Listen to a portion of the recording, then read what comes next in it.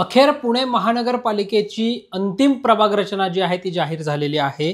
प्रारूप प्रभाग रचना जाहीर झाली होती, ज्या प्रारूप प्रभाग रचनेवर 5922 इतक्या हरकती ज्या आहेत त्या आल्या होत्या। या हरकती सूचनांवरची सुनावणी जी आहे ती पार पडली। 2 दिवस या हरकती सूचनांवरची सुनावणी जी आहे ती पुण्यातल्या बालगंधर्व रंगमंदिरामध्ये पार पडली होती। शासनाकडून प्राधिकृत अधिकारी म्हणून अप्पर सामान्य प्रशासन विभागाच्या ज्या अप्पर सचिव आहेत व्ही राधा त्यांची नेमणूक करण्यात आली होती। त्यांच्या नेतृत्वामध्ये त्यांच्या प्रमुख टीम मध्ये जी आहे ती प्रारूप प्रभाग रचनांची हरकती सूचनांवरची सुनावणी जी आहे ती पार पडली होती। या सुनावणीमध्ये 1329 इतक्या मागण्या ज्या आहेत त्या पूर्णतः मान्य करण्यात आल्या। 69 इतक्या मागण्या अंशतः मान्य करण्यात आल्या, तर 4524 इतक्या ज्या हरकती सूचनांवरच्या ज्या काही मागण्या होत्या ज्या अमान्य करण्यात आल्याचं आपल्याला पाहायला मिळालं। प्रभाग क्रमांक 1, प्रभाग क्रमांक 4, प्रभाग क्रमांक 14, प्रभाग क्रमांक 15, प्रभाग क्रमांक 17, प्रभाग क्रमांक 18, प्रभाग क्रमांक 20, प्रभाग क्रमांक 24, प्रभाग क्रमांक 26, प्रभाग क्रमांक 27, प्रभाग क्रमांक 34, प्रभाग क्रमांक 38 आणि प्रभाग क्रमांक 39 या भागांमध्ये प्रामुख्याने हरकती सूचना ज्या आहेत त्या आल्याचं आपल्याला पाहायला मिळालं होतं।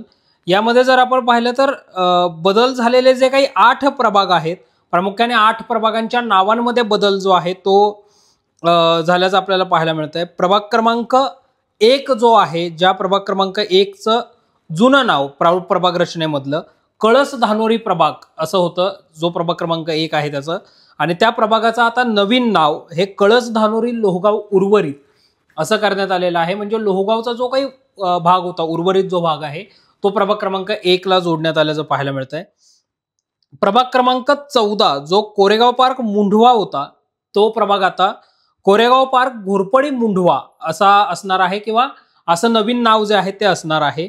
मांजरी 17.5 नळी हा जो प्रभाग होता, ज्या प्रभागाला आता केशवनगरचा भाग जो आहे तो जोडण्यात आलेला आहे। मांजरी बुद्रुक केशवनगर 17.5 नळी असं या प्रभागाचं नाव जे आहे ते असणार आहे। रामटेकडी माळवाडीचा जो परिसर होता, ज्या परिसराला वैदुवाडीचा काही भाग जोडण्यात आलेला आहे, आणि आता रामटेकडी माळवाडी वैदुवाडी असं या प्रभागाचं नाव जे आहे, नवं नाव जे आहे ते असणार आहे। महेश सोसायटी बिबेवाडी हा जो प्रभाग होता तो प्रभाग आता शंकर महाराज मठ बिबेवाडी असा ओळखला जाणार आहे। या प्रभागाच्या नावामध्येही बदल जो आहे तो करण्यात आलेला आहे।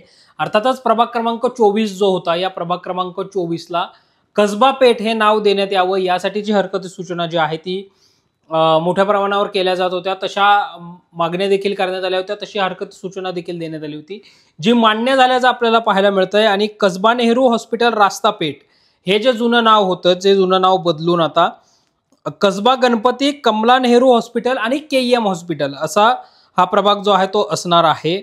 प्रभाग क्रमांक 26 जो आहे, जो गुरुवार पेठ घोरपडी पेठ असं जुनं नाव देण्यात आलं होतं, ज्या प्रभागाला समता भूमीचं नाव देण्यात यावं अशी मागणी प्रामुख्याने केली जात होती, ती मागणी सुद्धा मान्य करण्यात आलेली आहे। आणि घोरपडी पेठ गुरुवार पेठ समता भूमी असं या प्रभागाचं नाव जे आहे ते असणार आहे।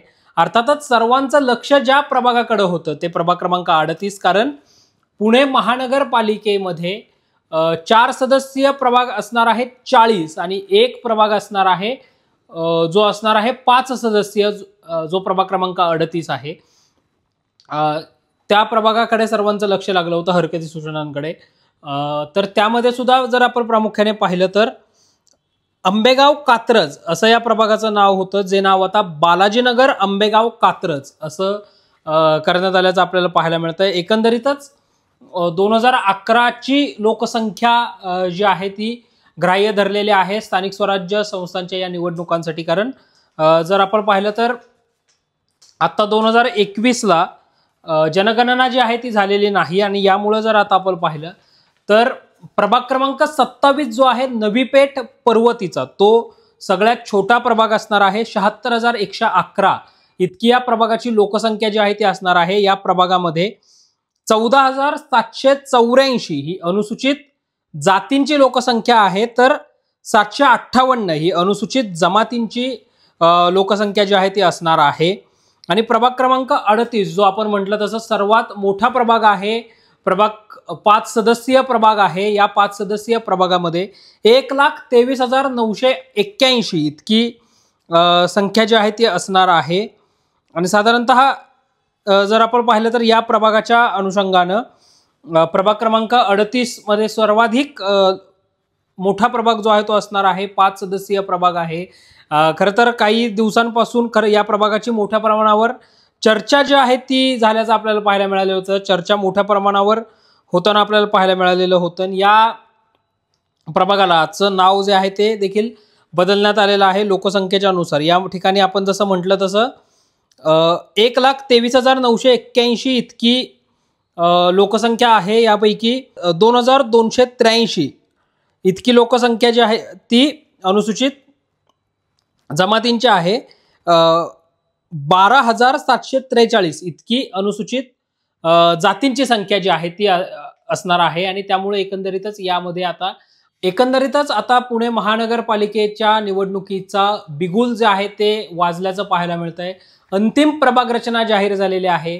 त्यामुळे या दिवाळीमध्ये इच्छुकांकडून जे आहे ती मोठ्या प्रमाणावर प्रचार जो आहे तो देखील केला जाऊ शकतो. आणि साधारणतः जी काही माहिती आतापर्यंत समोर आली आहे तर पहिल्यांदा झेडपी, त्यानंतर पंचायत समिती आणि त्यानंतर राज्यातल्या महानगरपालिका अशी निवडणूक जी आहे ती होऊ शकते असं बोललं जातंय. त्यामुळे एकंदरीतच या प्रभाग रचनेच्या अनुषंगाने तुमचं देखील जर काही मत असेल ते देखील तुम्ही आम्हाला नक्की कळवा.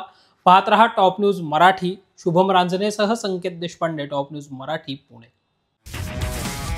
तुमची car, electric panel, data server आगीपासून सुरक्षित आहे का?